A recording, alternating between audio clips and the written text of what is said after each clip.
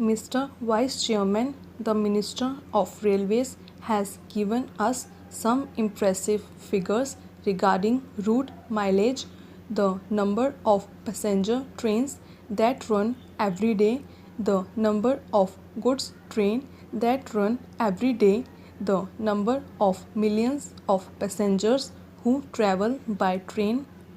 He has tried to compare them in view of the vastness of the country, the large number of passenger trains being run, the large number of goods trains being run, and the big route mileage. He has tried to show that the number of accidents that have occurred is not quite alarming. I do not know what his idea was when he tried to compare the number of accidents against this background. Committees have been appointed when serious accidents took place to find out why such and such accident took place. The Shah Nawaz Committee, which was appointed in 2006, gave a very voluminous report. Therein, they had stated the causes of accidents that occurred during the period before, and they had also suggested some preventive measures. The government have again appointed another committee headed by Dr. Khunzru. It is more than 8 months or so. I do not know why an interim report has not been submitted by this committee. It would have been better, at least for discussion on such an important subject like this, if that commission had submitted an interim report. We could have offered more constructive suggestions.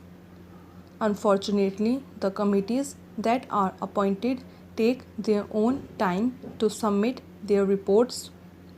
Maybe the government is partly responsible, for they may not be cooperating with the committee in giving all the materials that is necessary for the committee to come to some sort of conclusions and give their findings on such an important question. Time and again we have discussed this question of accidents, and I was really pained to see how the minister tried to minimize the seriousness of the railway accidents. He also quoted in the other house the figures, the number of accidents that are taking place in other countries, particularly America and England. The conditions that are obtaining in these countries and that are obtaining in India are totally different.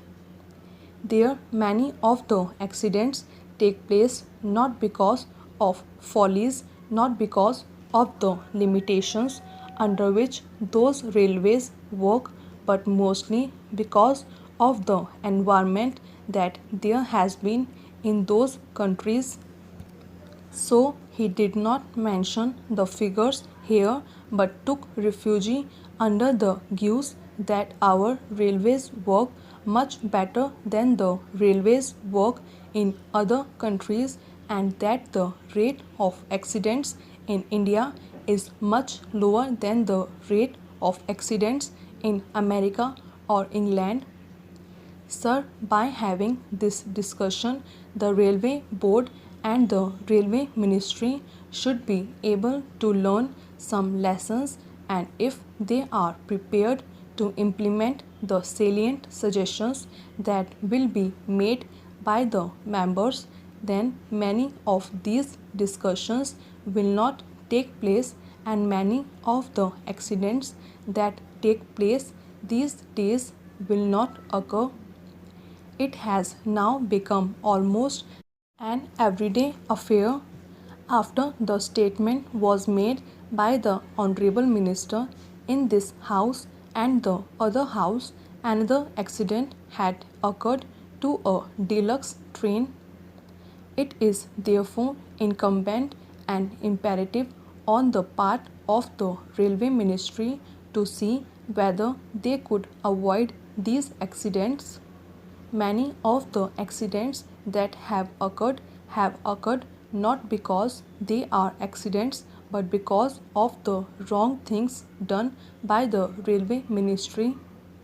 When the train leaves the station, care is not taken to see whether it has a defective engine, defective locomotive, whether proper check was made of it, whether the bogies that are attached to the train are properly checked up, whether the screws and bolts that are there are properly placed in their proper places, and so on. These are all things which, if properly inspected, will show whether the train is fit for traveler or not, and if these things are properly adhered to, many of the accidents will not occur. A member in the other house has reported a statement from the statesman of Kolkata that the loco-shed people asked the driver of a particular train to somehow manage, even though he complained that he could not take the train. He tried to manage.